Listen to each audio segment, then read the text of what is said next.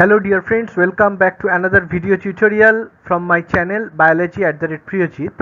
Today our topic is a breakthrough discovery, that is Mosquirix, world's first malaria vaccine. The Mosquirix, the brand name, the dose of it has been recommended by the World Health Organization, which will prevent thousands of children from dying from the debilitating disease. To know various interesting aspects and updates on biology, please subscribe my channel and press the bell icon.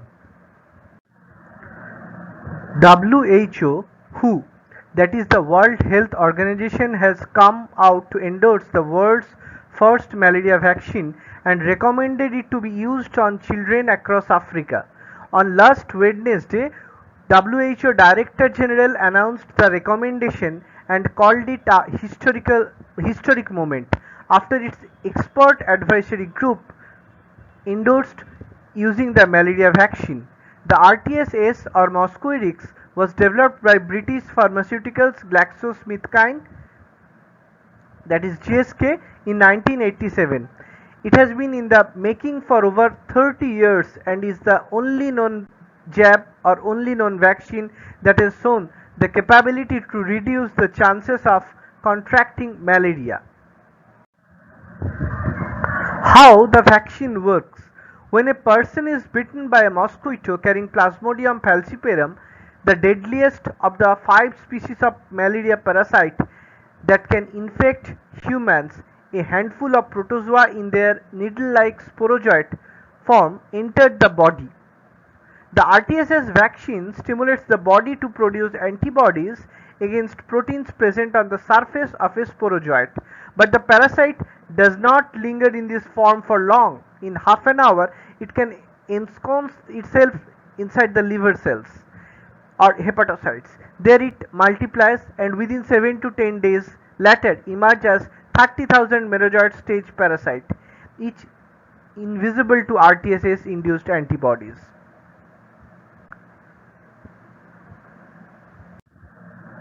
Malaria, why is this seen a major development against malaria? Malaria kills hundreds or thousands of children, mostly in sub-Saharan Africa, every year. This is the first time that researchers, vaccine manufacturers, policymakers, advocates have successfully delivered a vaccine that has made it through clinical trials and received not only regulatory approval but also a recommendation from the WHO. The vaccine prevents about 30% of severe malaria cases that are more likely to lead to death. Although researchers knew that RTS-S was effective in well-controlled clinical trials, a few questions remained about whether it was feasible for sub-Saharan African countries to safely roll out the 4-dose vaccine in a real-world setting. But since 2019, the malaria vaccine implementation program in Malawi, Kenya and Ghana has shown excellent vaccine uptake and a good safety profile. To date, the vaccine has been administered to around 8 lakh children in those 3 countries. Malaria, the killer disease. Malaria is a serial killer. It's a parasitic disease transmitted by bites from infected mosquitoes, causes nearly 500,000 deaths per year, mostly in children in sub-Saharan Africa. It is a disease that preys on the poorest of the poor. It causes the most disease and death in a place where people lack access to basic health care, where housing conditions allow mosquitoes to enter and where inadequate water management provides a breeding ground for mosquitoes. Despite international efforts to control it, the burden of malaria has continued and even increased over the past several years. How effective will be the vaccine be compared to other treatments? We learned through the report of the trials to the WHO that the vaccine will be able to reach all children in areas of moderate to high risk of malaria. This will save lives from the deadly infection especially among children with limited access to health services. Prevention is almost always more cost effective than treating disease, especially with an infection as common as malaria.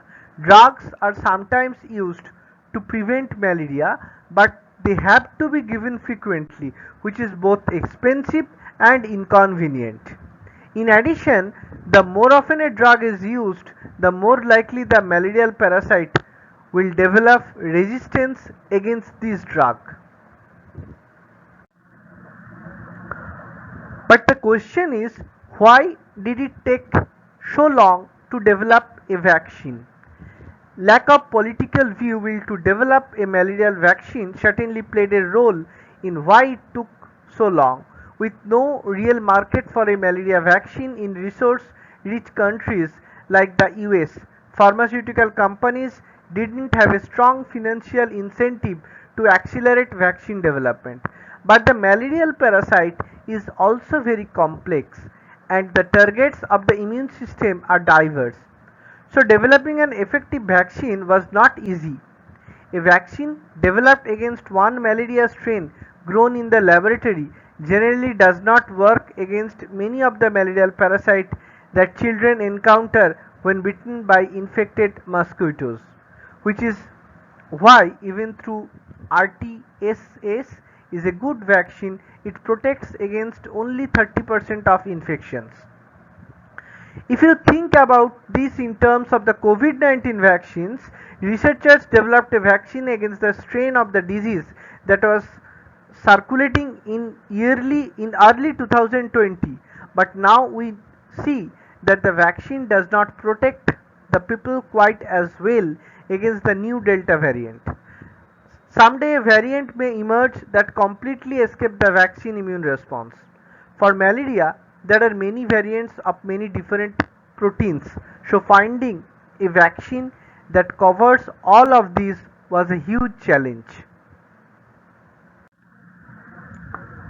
So, this is all about the first malaria vaccine. If you have any doubt, you can comment in this video. If you enjoy it, please like and share the video. For the new viewers, do not forget to subscribe my channel if you already have not done so, and press the bell icon to get the notification on the newly released video. Thank you.